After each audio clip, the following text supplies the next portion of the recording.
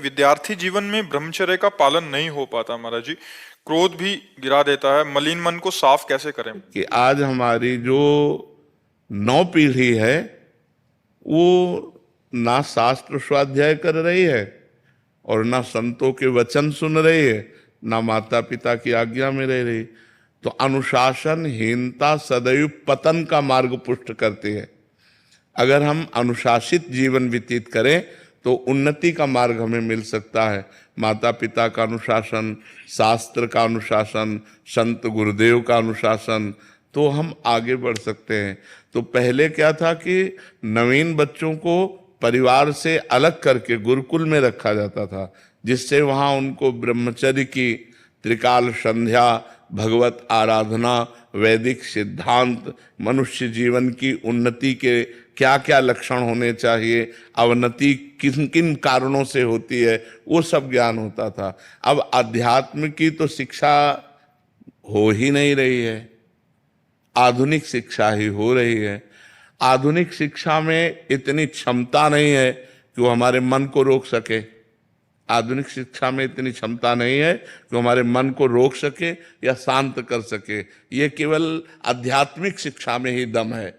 तो आध्यात्मिक शिक्षा विहीन आधुनिक शिक्षा में अब वो अपने माता पिता का अपमान करना, नाना प्रकार की क्रियाओं द्वारा ब्रह्मचर्य को नष्ट करना, व्यसन करना, इसमें हमारी नई समाज बढ़ती चली जा रही है। आप देख लो, छोटे छोटे बच्चे हस्तमैथुन का शिकार हो रहे हैं। छोटे छोटे बच्चे गंदे वीडियो देख करके बॉयफ्रेंड गर्लफ्रेंड, छोटे छोटे बच्चे व्यसन करने लगे हैं।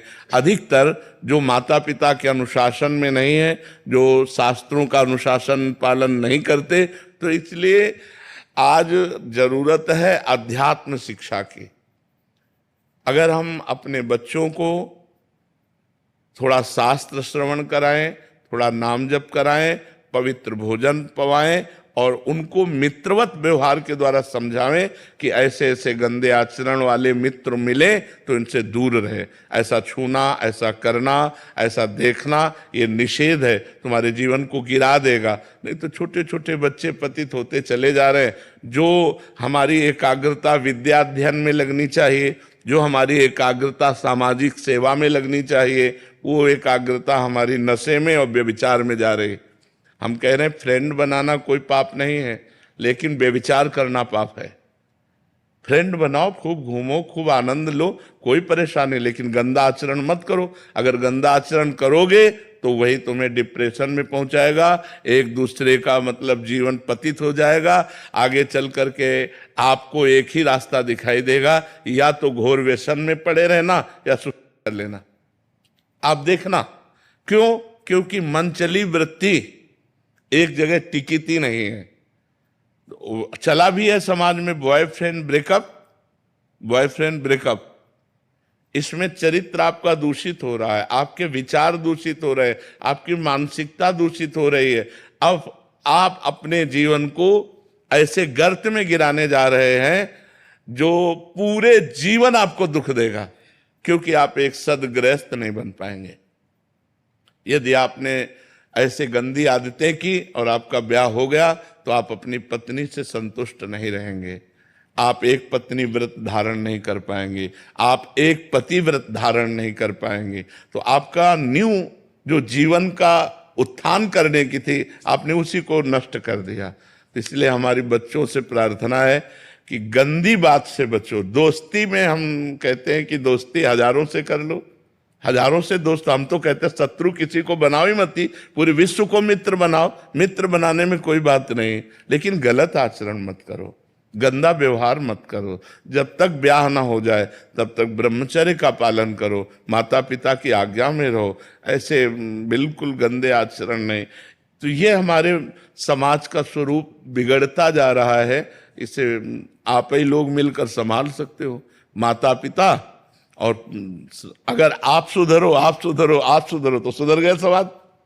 हम दूसरे को सुधारने की चेष्टा न करें। यदि हम अपने को व्यसन और व्यभिचार रहित बनावें तो हमारा समाज सुधर जाए। अगर हम एक एक आदमी सुधरना चाहे तो समाज सुधर जाए, लेकिन सुधरने के पक्ष में बहुत कम लोग हैं और बिगाड़ने और बिगड़ने के पक्ष में बहुत सहजता है ना उसमें, सरलता है। सुधरना चढ़ाई चढ़ना है और बिगड़ना फिसलना है। फिसलने के लिए सब तैयार है और फिसलाने के लिए तैयार है, लेकिन चढ़ने और चढ़ाने के लिए अध्यात्म की तरफ, धर्म की तरफ, पवित्रता की तरफ ये बहुत कम रह गए हैं समाज में जो ऐसा चलना चाहे। एक 12 वर्ष का बच्चा यहाँ बैठ के कह रहा है मैं हस्त मैथुन से परेशान हो चुका हूँ। तो उनका कितनी आयु है? बोले 12 वर्ष की। तो और फिर उसने कहा कि हमारी गर्लफ्रेंड भी है। तो हम कहा 12 वर्ष में गर्लफ्रेंड हो गई, हस्त मैथुन हो गई। तो मतलब ये छोटी छोटी अवस्थाओं के बच्चे इतने गंदे स्तर में गिर रहे हैं, तो क्या होगा, समाज का क्या होगा? कॉलेज आदि में यही ट्रेंड चल चुका है महाराज जी। तो कैसे महाराज जी सुधार होगा? जैसे आप कह रहे हैं कि दोस्ती करने में कोई दिक्कत नहीं, कोई दिक्कत नहीं, बट वो अपनी इंद्रियों पे काबू ना करने के कारण फिर वो उस फिसलन में नहीं, हम जैसे अपनी बहन के साथ भी तो रहते हैं घर में। मित्रता रखना कोई पाप नहीं है, कोई दोष नहीं है, लेकिन मित्रता रख करके कुपंथ में चले जाना, कुमार्ग में चले जाना, ऐसी हरकतें कर देना जिससे जीवन बर्बाद हो जाए, तो हमें लगता है इस पर सुधार होना चाहिए। बच्चों को अपने जीवन को पवित्र रखना चाहिए जब तक पाणी ग्रहण ना हो जाए, जब तक माता पिता सुव्यवस्थित जगह ब्याह ना कर दें तब तक।